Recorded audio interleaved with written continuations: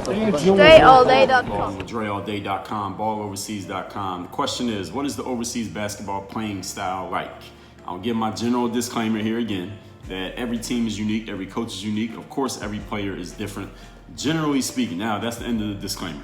Generally speaking, professional basketball in Europe differs from the United States in that it's more team-oriented rather than the United States individual-focused game that we all play. And when I say United States, I'm talking about the NBA, I'm talking high school, AAU, pickup games, your local Equinox where you play 5-on-5 every Tuesday and Thursday. All right.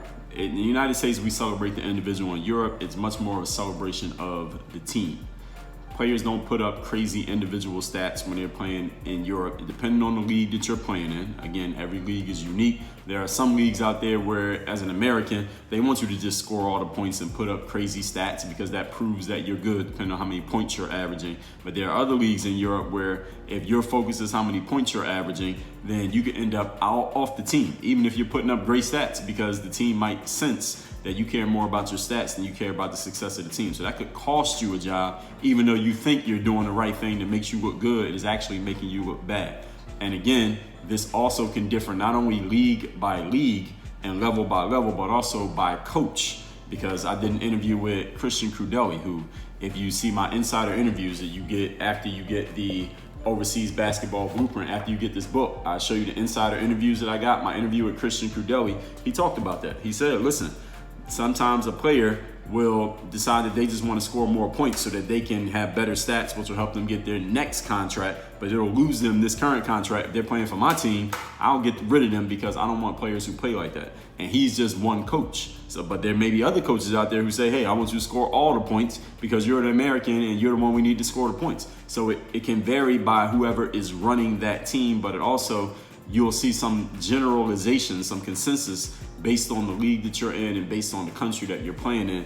And your agent should be able to help you out with that. Your agent should be able to prep you as to what to expect when it comes to that before you get on the team or before you even sign a contract with the team. Because if you're the type of player who likes to just score as many points as you can, you might want to have your agent steer you towards teams that want that kind of player. And if you're the kind of player who can play that team style ball, which usually a higher level that you're going to go, the more you're going to need to be able to do that. And usually that's the more money that you're going to get, generally speaking.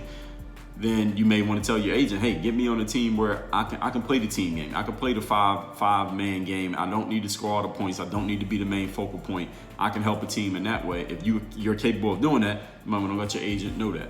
But when it comes to just playing, generally the overseas playing style, as I said, more team focus. The team's going to expect you to put just as much effort into your defense as you put into your offense. You need to be a player who is happy that the team is successful, even if you personally are not getting great success. Even if you personally don't score a lot of points. You're used to shooting 15, 20 shots a game. Maybe you only shoot the ball 5 to 7 times in a game.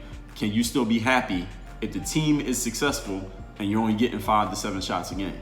Are you still happy if the coach decides one game to bring you off the bench for strategic reasons and the team wins that game, or are you slumping around because you didn't play as much even though the team won? All right, something like that can get you fired off a team really quick.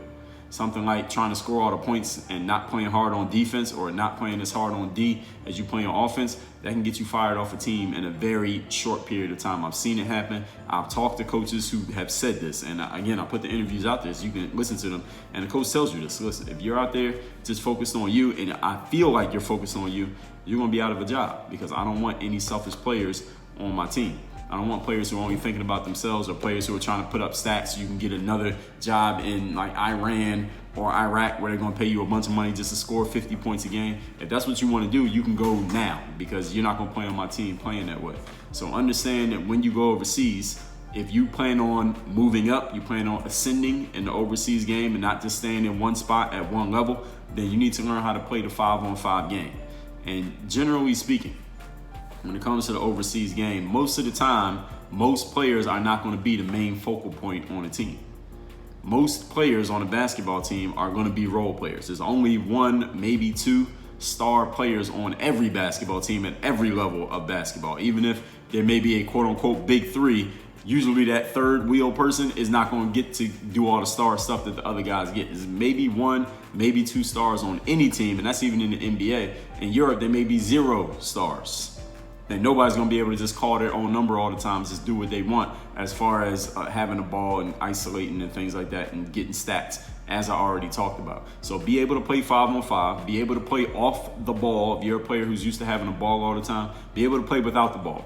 Because they might not let you be Steve Nash or Chris Paul over there where you just dribble the ball all game, or Russell Westbrook or James Harden. You might have to play a little bit different style. And if you can't, again, you could lose your job because of your inability to do that.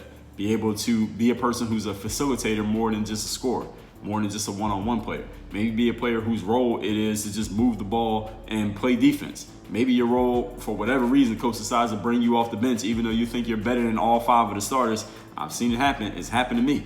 All right, can you still stay focused? Can you still stay positive? Can you still stay a team player despite the fact that things are not going for you individually the way you want them to go? If the team is successful, then what do you have to complain about? These are questions that you got to have these talks with yourself. And this all goes into the conversation of professionalism. If you're not willing to have that level of professionalism, again, you can lose your job just based off that weakness in your playing style and your basketball player character, not your personal character, but your basketball player character. And this could become part of your profile, and that reputation could get attached to you for the rest of your career, at least when it comes to that country or anybody who that team or anybody involved in that team knows.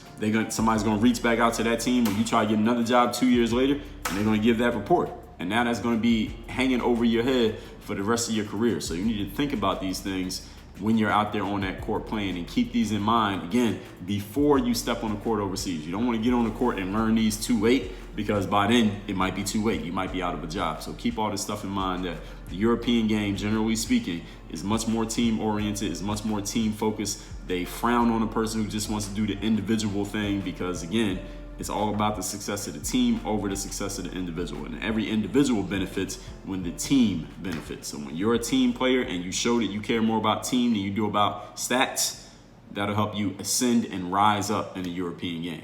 Any questions, comments, concerns, of course, about this, go ahead and leave it in the comments section. If you have not gotten this book, The Overseas Basketball Blueprint, it's a free book. I take care of the book. You take care of the shipping. Go to balloverseas.com. This is the guidebook you need to play professional basketball, travel the world, get your travel paid for, your food paid for. They take care of your housing. All you got to do is go to the court and do your thing on that court for 2 to 3 hours a day. There's no job in the world better than that. Go to balloverseas.com and claim your free copy of this book before we run out of trees to print it on. Work on your game. Dre all day.